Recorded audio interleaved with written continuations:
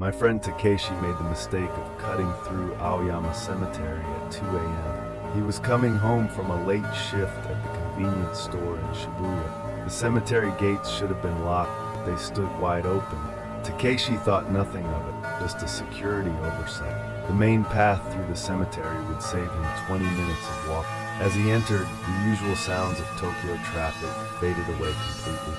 Only his footsteps on the gravel path echoed in the darkness. Halfway through, he heard it, soft crying, coming from somewhere among the tombstones.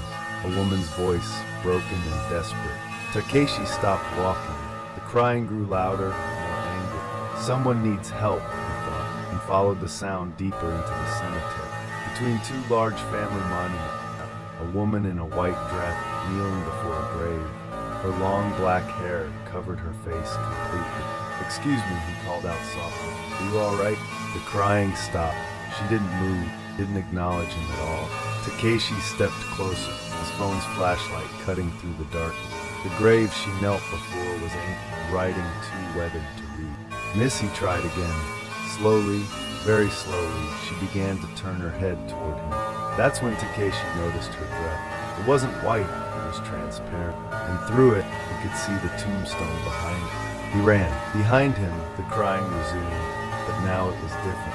Frustrated, it followed him all the way to the cemetery gate. When he looked back from the street, the gates were closed again, locked tight. The next morning, Takeshi researched the cemetery's history. In 1923, a young woman had died in the Great Kanto earthquake. Her body was never found in the rubble of her collapsed home. Her family erected a memorial stone, but placed it in the wrong location. They say she still searches for her proper resting place, still cries for someone to help her find her way home. Takeshi never takes shortcuts through cemeteries anymore, but sometimes, on quiet nights, he still hears crying in the distance. Urban explorer Yuki had photographed dozens of abandoned places, but Yanaka Cemetery was different. She specialized in night photography, capturing places when tourists were gone. The old cemetery in Tokyo's Yanaka district promised perfect shots of weathered stone and twisted trees. She entered through a gap in the fence just after midnight. Her camera's infrared flash would illuminate details invisible to the naked eye. The first few shots were perfect. Gnarled cherry trees silhouetted against ancient gravestones. Through her viewfinder, the cemetery looked serene, peaceful. Then she heard the footsteps, slow, measured steps on the main gravel pit. Yuki crouched behind a large family tomb, camera ready. A security guard, she assumed, making his round. But the footsteps weren't alone. More joined them, dozens of feet moving in perfect synchronization. A procession was approaching through the cemetery's main avenue. Yuki peered around the tombstone. In the moonlight, she saw them, figures in traditional funeral dress, moving single file. White burial robes, pale faces, hands folded in prayer. At first, she thought it was some kind of midnight ceremony. Buddhist monks sometimes performed rituals at unusual hours. She raised her camera, finger on the shutter. The flash fired and lit up the entire procession. In that split second of illumination, Yuki saw their faces clearly. They were wrong, sunken, hollow, ancient beyond measure, and every single one was staring directly at her hiding spot. The procession stopped moving. Silence fell over the cemetery like a heavy blanket. Then, as one, they began to turn toward her. Yuki didn't wait to see what would happen next. She ran through the cemetery, crashing through bushes and leaping over low graves. Behind her, the footsteps resumed, but now they were running too. Dozens of feet pounding the ground in pursuit. She reached the fence and scrambled through, cutting her hands on the wire.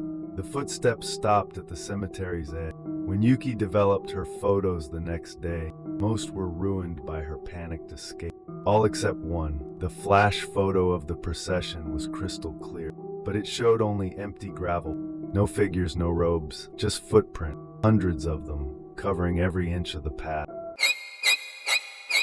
Kenji's grandmother lived alone next to a rural cemetery in Nagano Prefecture. When she fell ill, he moved in to care for her during her final month. The old wooden house shared a fence with the graveyard. Some graves were barely 10 meters away.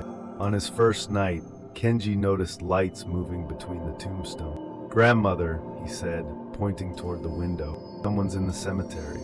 She glanced outside without interest. "That's just old Tanaka-san," she replied. "He still tends the graves at night." Kenji frowned. "Isn't that dangerous for an elderly man?" His grandmother's expression grew distant. "Tanaka-san has been the caretaker for 70 years, she said quietly. "He takes his duties very seriously." The next morning, Kenji decided to introduce himself to the caretaker. He found the cemetery immaculately maintained, every grave clean, every flower fresh, but there was no sign of anyone working there. At the local post office, he asked about Tanaka-san. The postal worker's face went pale. "Tanaka-san, you mean the old caretaker?" "Yes," Kenji said. "My grandmother mentioned him." The worker shook his head slowly. "Tanaka-san died 15 years ago. He's buried in that very cemetery." That night, Kenji watched from his window with new understanding. The lights appeared again, a soft lantern glow moving methodically between the graves. He could make out a figure in work clothes, tending to the tombstones with careful attention. "Grandmother," he whispered, "do you see him?" She nodded from her futon. "He comes to check on me," he said softly, "to make sure I'm not afraid." Kenji realized his grandmother had been seeing Tanaka-san for years, a faithful guardian preparing her for the journey ahead. When she passed away 3 weeks later, Kenji arranged for her burial in the family plot. On the night after the funeral, he saw Tanaka-san one final time. The spectral caretaker stood beside his grandmother's fresh grave. He bowed deeply, then placed a single white chrysanthemum on the stone. When Kenji checked the next morning, the flower was real.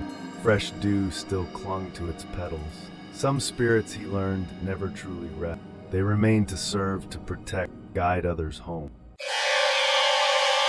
College student Masa discovered the mirror grave during a late-night walk to Highgate Cemetery's Japanese. Wait, that's wrong. This happened at Okuno-in Cemetery on Mount Kyoto. Masa was studying Buddhist art history and had permission to photograph the ancient monument. The cemetery held over 200,000 graves, some dating back over 1,000 years. He worked methodically, documenting stone carvings and weathered inscriptions. Deep in the forest section, he found something unusual. A grave marker made entirely of polished black stone, so smooth it reflected like a mirror. The craftsmanship was exquisite, but there was no inscription, no name, no date. Masa had never seen anything like it in his research. He positioned his camera and looked through the viewfinder. In the camera's LCD screen, he could see his own reflection in the stone. But something was wrong with the image. His reflection was older. Gray hair, lined face, clothes he didn't recognize. Masa lowered the camera and looked directly at the stone. His normal reflection stared back, young, familiar, exactly as it should be. He raised the camera again. The aged reflection reappeared in the LCD screen, mouth moving as if speaking. Masa couldn't hear words, but he could read the lips clearly. "Don't take the picture." His finger was already pressing the shutter. The flash fired, illuminating the mirror grave in stark white light. For a split second, Masa saw something else in the reflection. Not himself, but dozens of faces layered one upon another. All ages, all eras, all staring out with desperate eyes. Then the image was gone, and the stone showed only normal reflection again. That night in his hotel room, Masa developed the digital photos on his laptop. Every image was perfect except the last one. The mirror grave photo showed his reflection clearly, but he was standing in a different cemetery entirely, wearing different clothes, decades older, and behind him in the reflection stood dozens of other photographers, all holding cameras, all staring at the same mirror grave. Masa researched the cemetery's history, but found no record of the mirror grave. When he returned the next day to investigate further, the grave was gone. In its place stood an ordinary stone marker with a fresh inscription, his own name, yesterday's date. But Masa was very much alive, wasn't he? Night shift nurse Ayako often took her dinner break in the small park beside Zoshigaya Cemetery. The hospital where she worked was understaffed, and the quiet cemetery provided peaceful escape. She'd sit on the same bench every night at 2 a.m., eating convenience store onigiri and watching the stars. The cemetery never bothered her. Death was part of her daily work. But one October night, she heard children playing among the graves. Laughter echoed between the tombstones, followed by the sound of running feet. Hide and seek, Ayako thought, but at 2 a.m., she stood up, concerned for the children's safety. The cemetery was full of uneven ground and hidden obstacles. "Hello," she called out. "Children, it's dangerous to play here at night." The laughter stopped immediately. Then one by one, small voices began counting in unison. 1, 2, 3, 4. The voices came from different directions, scattered throughout the cemetery. At least 6 children, maybe more. Ayako pulled out her phone's flashlight and entered the cemetery. She followed a gravel path toward the loudest voice. 15, 16, 17. Behind a large family monument, she found the first child. A little girl in a school uniform, facing away, hands covering her eyes. "Sweetie," Ayako said gently, "where are your parents?" 28, 29, 30. The girl spun around with impossible speed. Her face was pale as moonlight, eyes completely black. "Ready or not, here I come," the child sang in a voice like winter wind. Ayako stumbled backward, heart pounding. Around her, more children began emerging from behind tombstones, all in school uniforms, all with those same hollow black eyes. "Found you," they chorused, pointing at Ayako. She ran toward the cemetery entrance, crashing through bushes and leaping over low stones. Behind her, the children's laughter resumed, but it wasn't joyful anymore. It was hungry, desperate. The sound of bare feet slapping against stone grew closer. Ayako reached the park bench and didn't stop running until she was back inside the hospital. The next morning, she researched the cemetery's history online. In 1945, an entire elementary school class had taken shelter in the cemetery during an air raid. A direct bomb hit killed all 32 children instantly.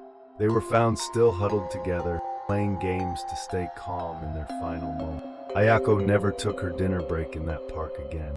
But sometimes, walking past the cemetery on her way to work, she still hears them counting in the dark. 31, 32, still looking for one more player to join their eternal game.